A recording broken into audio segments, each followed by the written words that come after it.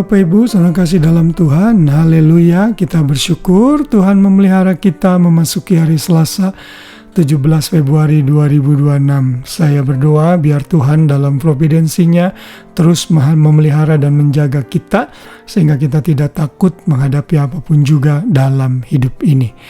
Hari ini kita belajar terus mengenai providensi Tuhan dengan judul Providensi Tuhan atas Pemimpin.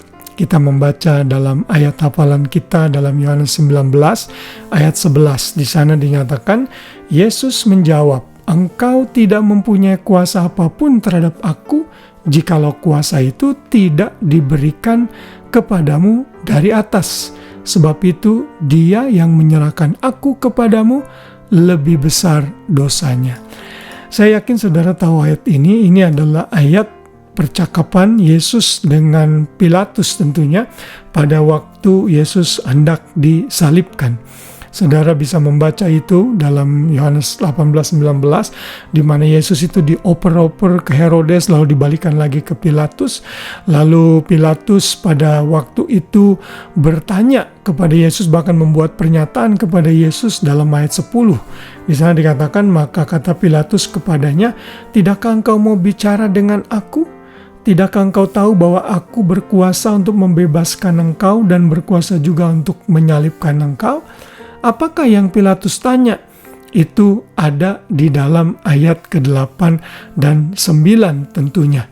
Dan Pilatus dengan kesombongannya menyatakan, "Jawab Yesus, aku yang bertanya kepadamu dan aku ini punya kuasa untuk membebaskan kamu kalau kamu berbicara jujur dan terus terang."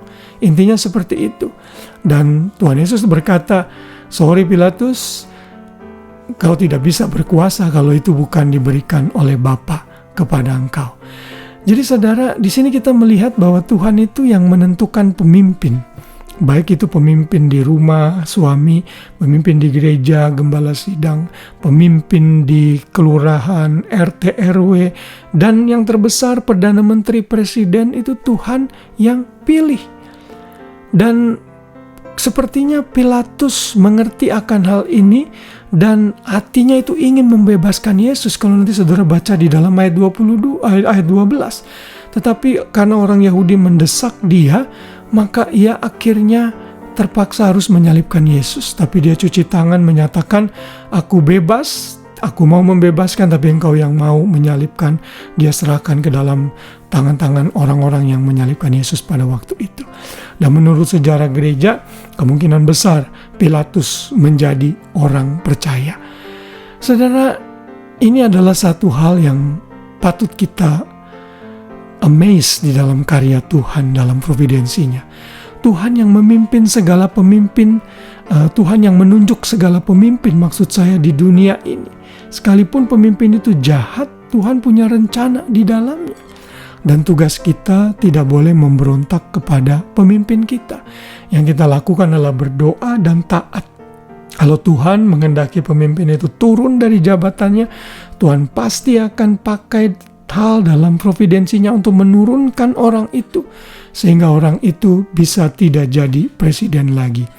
Dan bagi kita anak-anak Tuhan, kita harus taat kepada pemerintah di mana kita berada, pemimpin di mana kita bernaung, kecuali mereka meminta kita melakukan hal-hal di luar kebenaran firman Tuhan, kita perlu menolak.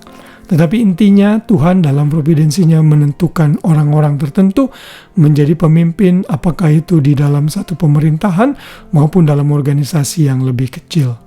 Ada beberapa ayat yang menganjurkan kita, memerintahkan kita untuk mentaati pemerintah. Misalnya dalam Roma pasal 13 ayat 1-2. Di sana malah dikatakan tidak percuma pemerintah itu menyandang pedang untuk menghukum orang-orang jahat sehingga kita dilindungi.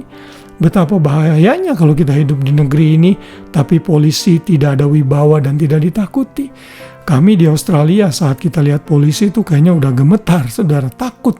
Karena kita tahu dia punya otoritas untuk menghukum. Juga dalam 1 Petrus 2 ayat 13-14 kita harus tunduk kepada pemerintah. Titus 3 ayat 1 pun juga menyatakan hal yang sama. Jadi Jangan mengutuki pemimpin kita, jangan berbicara yang buruk kepada pemimpin kita, karena kita tahu Tuhan yang sudah menetapkan kita.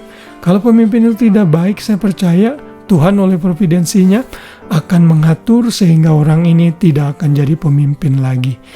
Jangan paksakan kehendak kita sehingga kita bersalah di hadapan Tuhan, namun biarlah Tuhan bekerja dalam providensinya untuk mengangkat, menurunkan, mempromosikan seseorang menjadi pemimpin. Dan bila saudara seorang pemimpin dalam berbagai levelnya, termasuk saya, suami di rumah saya, gembala di gereja saya, mari kita lakukan tugas kita dengan baik. Tuhan dalam providensinya sudah menetapkan kita jadi pemimpin, lakukan tugas kita, jadi teladan, do our best, yang lain-lainnya kita serahkan dalam tangan Tuhan.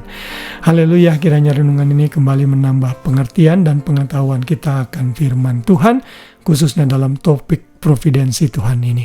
Tuhan memberkati kita semua, selamat malam dan selamat beristirahat. Shalom.